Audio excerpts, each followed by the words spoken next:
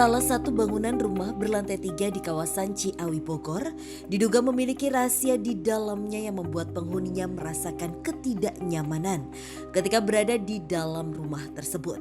Bagaimana tidak, bangunan yang terlihat tak terlalu lebar ini sempat difungsikan sebagai usaha rumah produksi yang bergerak di sektor garmen oleh penyewa sebelumnya hingga akhirnya dibiarkan kosong dengan segudang cerita mistis yang menjadi salah satu unsur lain mengapa tempat ini dibiarkan terbengkalai begitu saja. Awalnya kan rumah biasa, rumah tinggal. Setelah itu dikontrak atau disewa ya sama garmen. Sering ada gangguan kalau lagi ke toilet, kayak ada mainin keran air, tapi nggak ada orangnya gitu. Jadi ngerasa nggak betah aja. Seolah tak cukup hanya penampakan sosok astral saja. Di tengah hiruk pikuk produksi garmen berlangsung, fenomena kerasukan massal kian terjadi ke beberapa karyawan hingga berbuntut pada peristiwa naas seperti kecelakaan mobil. Yang semenjak jadi garmen itu ya, dulu pernah ada kesurupan sampai yang ketabrak di depan. Tak ada yang tahu pasti apa akar dari fenomena gaib yang terjadi di tempat ini. Namun yang pasti kejadian tersebut bukan pertama kali. Melainkan saat rumah ini dijadikan penampungan sementara para TKW Hong Kong sejak awal tahun 2000.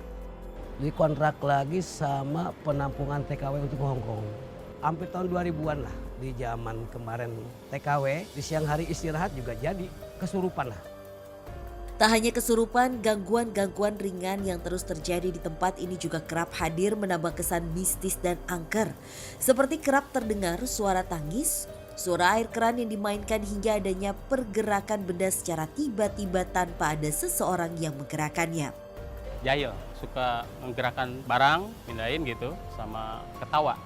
Lantas, apakah penelusuran kami malam ini mampu menguak misteri dari banyak gangguan gaib hingga akhirnya bangunan ini dibiarkan kosong serta menambah keangkeran tempat bagi warga sekitar?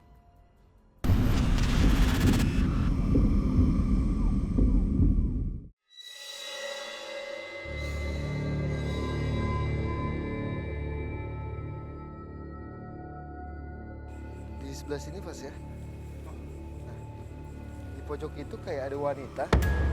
Dia itu hanya penghuni bangunan ini semenjak ini kosong. Oke.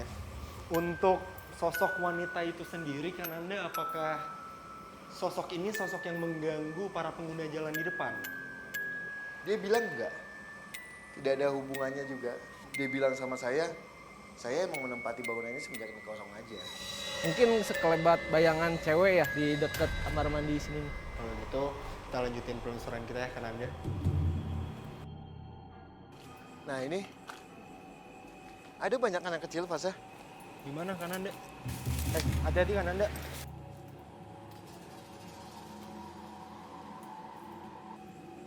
Jadi di belakang ini Fas ya, Iya. ada kayak taman bermain. Di situ banyak sekali anak-anak yang main situ Fas ya. Kalau sosok di samping anak kecil ya ada, bahkan sekarang ada pun.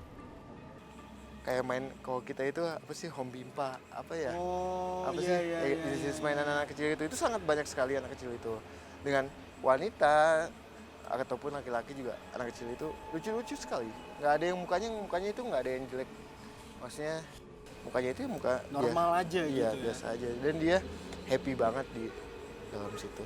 Oh, dan sosok anak kecil ini tuh datangnya dari mana kan Anda? Atau memang sudah ada di tempat ini dari lama? Udah lama Fas ya, jadi emang sebelum bangunan, emang udah zaman dulunya sih emang udah ada. Oh, jauh dari sebelum tempat ini tuh dijadikan bangunan ya Betul kan banget, Anda? emang udah ada emang.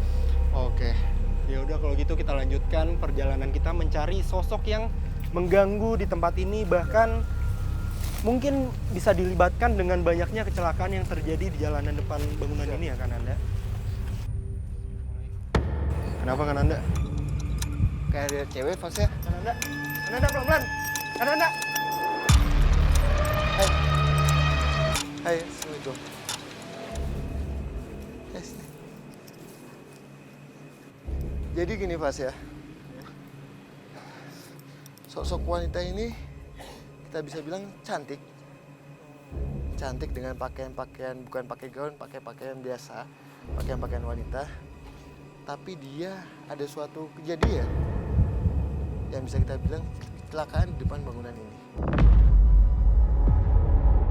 Pada saat dia disakiti, pada saat itu dia sempat disakiti sama laki-laki.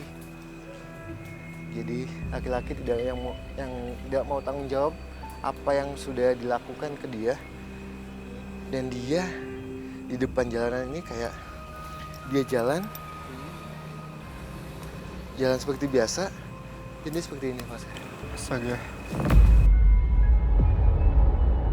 Dan disitulah itu di kejadian di jam 3 pagi di depan. Di jalanan depan bangunan ini Iya. ya Kananda. Sorry Kananda, berarti sosok ini dulunya itu bisa dibilang meninggal karena bunuh diri. Ya, Terus sekarang Kananda sosoknya lagi di mana dan lagi ngapain? ini yang sini. Di pilar yang tengah ini? Iya.